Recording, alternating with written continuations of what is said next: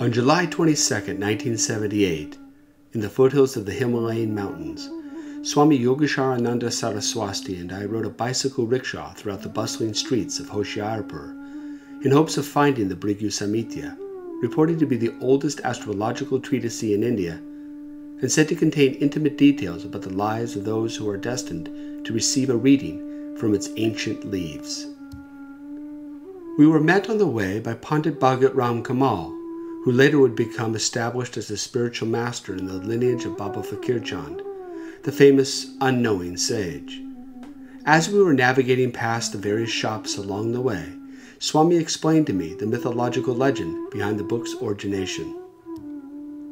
Millenniums ago, during an untraceable time in India's history, the renowned sage Bhrigu reigned as the world's greatest astrologer. His mastery of astrology was so profound that he was able to dictate certain parts of the Akashic records from the astral worlds onto special scrolls into the sacred language of Sanskrit, often called by Indian mystics the language of the gods. This primordial translation was said to contain the record of every human being who ever lived on earth. During each age, the work has been transferred onto new leaves in order to preserve it for future generations. The present manuscript is said to be an exact copy of the original and is itself 400 to 500 years old. According to Hindu mythology, Bhrigu was the son of the sage Varun. It is said that once Bhrigu visited Lord Vishnu when the latter was sleeping with his consort Lakshmi. As Bhrigu was not accorded a proper welcome by Vishnu, the former felt annoyed and he hit Lord Vishnu. This act of Bhrigu was intolerable to the wife of Lord Vishnu. She became angry with Bhrigu and cursed him. "You and your entire Brahmin generation shall ever live a life of poverty, and Lakshmi shall remain very far away from such Brahmins." Bhrigu repented for his deed and pleaded for mercy to goddess Lakshmi. Ultimately, the goddess took mercy upon Bhrigu and told him to write the book Bhrigu Samhita, an astrological book, to earn his own livelihood and a livelihood for his generation, since it was not possible for her to withdraw the curse. Where and when this book was written by Bhrigu has not yet been precisely ascertained. The original Bhrigu Samhita has not yet been traced. It appears some parts of it are owned by Brahmin families in Benares, Pune, and Meerut. But I was told by Yogeshwar and by others also that this work in Hoshiarpur is the only one of its kind now in existence in India. Paul Brunton, one of the first Western seekers to meet Ramana Maharshi and Anand Sarup of Dialbag, knew of its existence in the early 1930s. In his famous book, A Search in Secret India, Brunton repeats a revealing conversation he had with an accomplished astrologer about the works of Bhrigu. "Do you know if there is any English translation of the book?" Brunton asked the astrologer. The astrologer shook his head. "I have never heard of one. Few even are the Hindus who know of its existence. Hitherto it has been kept secret."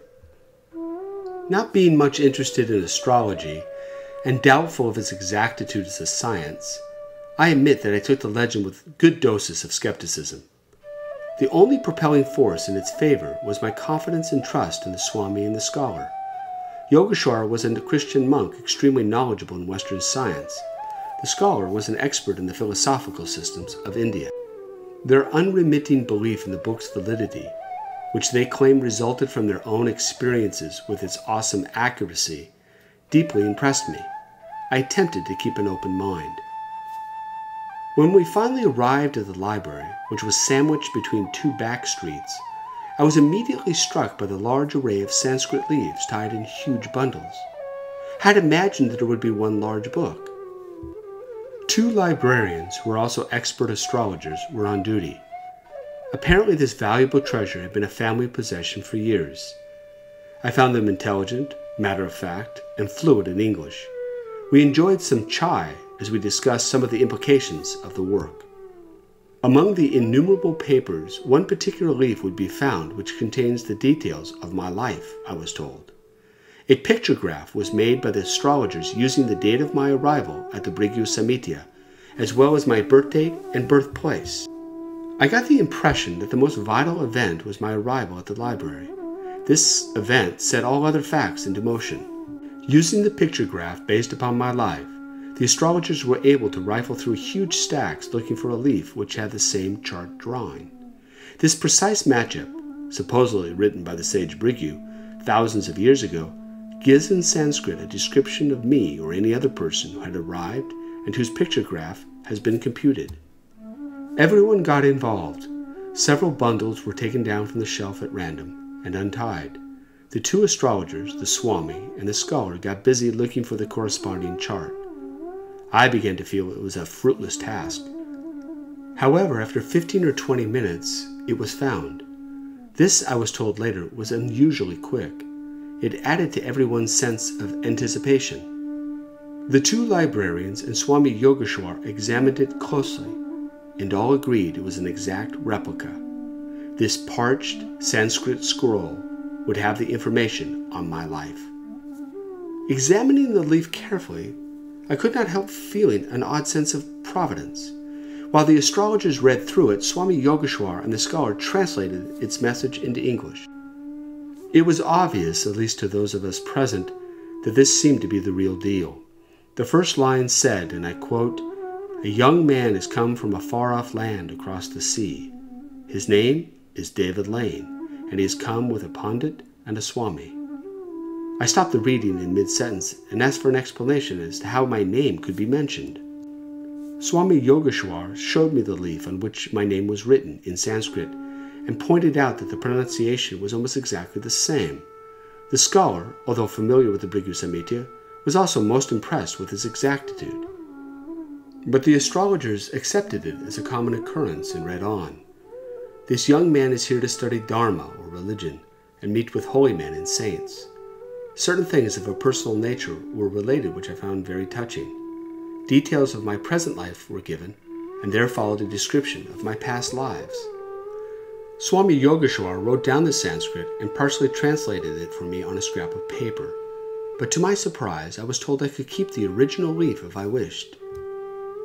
It was then I heard this amazing statement about the book from the astrologer's lips.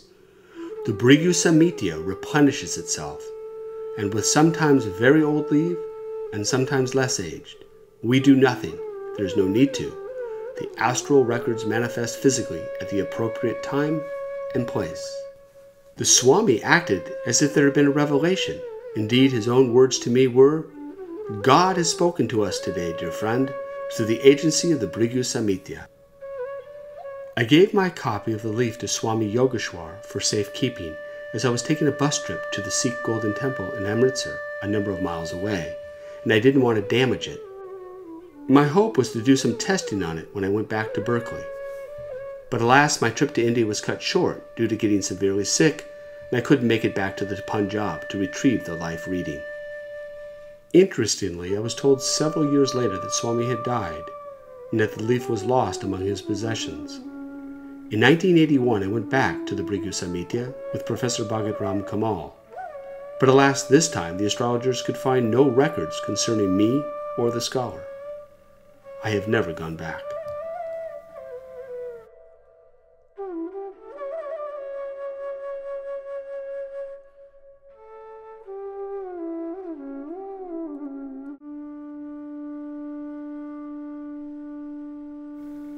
Not surprisingly, given the unremitting interest in astrology, my article on the Bhrigu Samhita has proven to be the most popular one I have ever written. I must confess, though, I did not write the article as a believer in the book.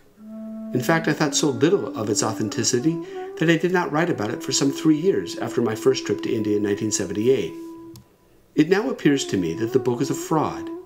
I say this precisely because the work almost invariably mentions how a previous sin, committed in a previous life, can be corrected if someone donates a specific sum of money to the astrologers. Moreover, the astrologers have never tested their records scientifically. My hunch now is that something a bit more earthly is happening in Hoshiarpur. The astrologers, I assume, are writing their own horoscopes, with the guidance, perhaps, of the Bhrigu records, to chart out the lives of those who come to them. I realize that I do not have proof that the book is a fraud. It is just that in light of Occam's razor and Hume's maxim, and my own seasoned understanding of Indian astrology, I suspect that economics, and not the Akashic records on the astral plane, are the driving imperative behind the astrologers' curious leaves. However, other thinkers do not share my skepticism. Perhaps the most prominent champion of astrology is the Nobel Prize winner, Kary Mullis. As Kary Mullis explains it, when I published Dancing Naked in the Minefield, there was one 11-page chapter where I mentioned that although astrology had been abandoned by scientific disciplines, it had not been scientifically dispensed with, meaning it hadn't been disproven as a self-consistent set of observations relevant to the human psyche. Not knowing at that time that Gunther Sachs, a Swiss citizen, had published such a study, I offered my own cursory examination from Who's Who in America. When I received a copy of the astrology file, I was intrigued. Mr. Sachs' book describes a study of a limited but essential part of astrology. Where was the sun when you were born? And what do you do for a living? The observation is that something unexplainable but clearly observable is going on, to a level of certainty that would be acceptable for a paper in a scientific journal. There is a clear connection whether you or I like it or not.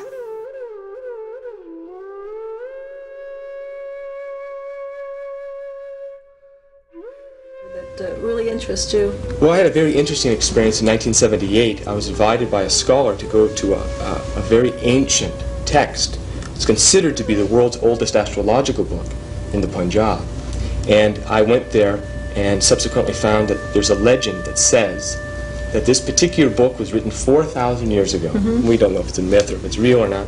And supposedly has the name and the details of a person's life, whoever would visit this library.